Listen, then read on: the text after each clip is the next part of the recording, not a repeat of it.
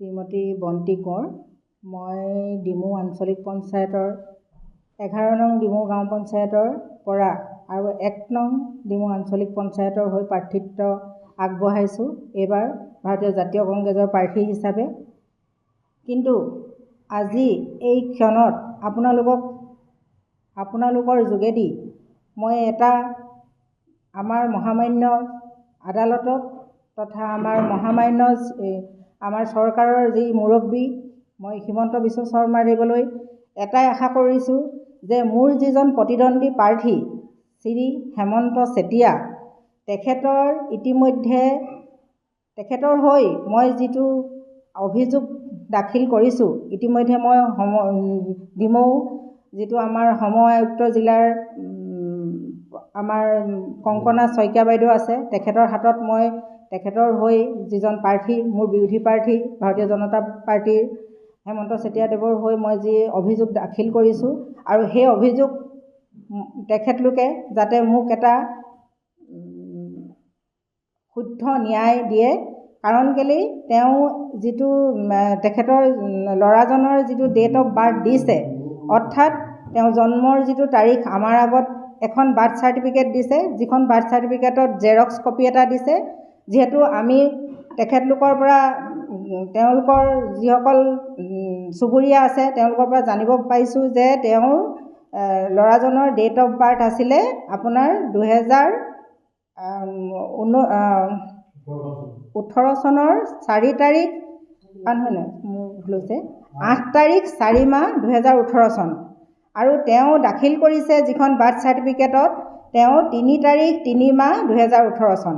এইটো এটা সম্পূৰ্ণ ভুল তথ্য তেওঁ দিছে আৰু সেই ভুল তথ্যৰ কাৰণে আমি ইতিমধ্যে তেখেতৰ প্ৰাৰ্থিত্ব প্ৰত্যাহাৰৰ দাবী জনাইছোঁ আপোনালোকৰ যোগেদি।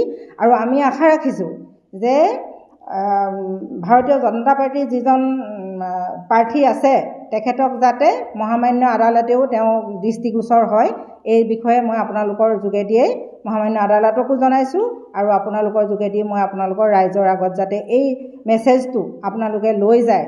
কাৰণ আইনখন হৈছে সকলোৰে কাৰণে আৰু আইনখন তেখেতলোকৰ দিনতে আজি ভাৰতীয় জনতা পাৰ্টীৰ যিসকল চৰকাৰৰ আজি মুৰব্বী আছে তেখেতলোকৰ দিনতে আইনখন আমাৰ প্ৰণয়ন হৈছে। আইনখন ভায়োলেট মানুহেই কৰিছে।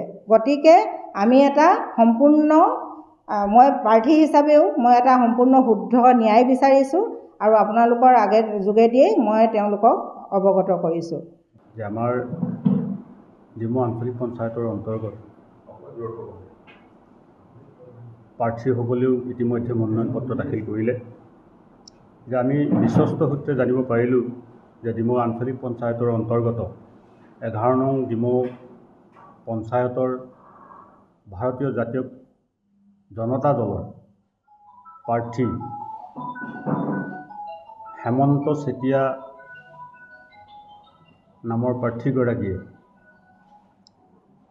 পঞ্চায়ত যিখন আইন, এই আইনখনত যিহেতু লিখা আছে 2018 চনৰ পাছত 2018 চনৰ 19 মাৰ্চৰ পৰা তাৰ পিছৰ যদি 4টা সন্তান বা 3টা সন্তানৰ গৰাকী হয় তেওঁ নিৰ্বাচনত প্ৰতিদ্বন্দ্বিতা কৰিব নোৱাৰে। আমি জানিব পাৰিলোঁ সেই প্ৰাৰ্থীগৰাকীয়ে ইতিমধ্যে 4টা সন্তানৰ পিতৃ আৰু সেয়েহে সেই সম্পৰ্কত আমি বিভাগীয় প্ৰশাসনক সেই সম্পৰ্কে এখন অভিযোগো আমি দাখিল কৰিছোঁ, লিখিত অভিযোগ। যে আমি বিচাৰিছোঁ যে যিহেতু এখন পঞ্চায়তৰ আইন আছে, এই পঞ্চায়তৰ আইনৰ গণ্ডিৰ ভিতৰত থাকি প্ৰশাসনে সৰজমিন তদন্ত কৰি এটা উচিত সিদ্ধান্ত লৈ সেই প্ৰাৰ্থীগৰাকীক যদিহে আইনখনক তেওঁ ভায়োলেট কৰিছে তেতিয়াহ'লে তেওঁৰ প্ৰাৰ্থিত্ব প্ৰত্যাহাৰ কৰাৰ ব্যৱস্থা কৰিব লাগে। আমি সেইটো তেওঁলোকক দাবী উত্থাপন কৰিছোঁ আৰু আমি আশাবাদী অহা কাইলৈও দিন আছে, কাইলৈৰ দিনটোত প্ৰাৰ্থী ঘোষণা নিশ্চয় হ'ব। এই সময়ছোৱাত আমি তেওঁলোকক আশাবাদী আৰু আইনখনক আমি বিশ্বাসত লৈ আশাৰে ৰৈ থাকিম নিশ্চয় এই বিষয়টো সম্পৰ্কত যিকোনো খবৰৰ বাবে যোগাযোগ কৰক 7099017330 লগতে 7099017110 নম্বৰত।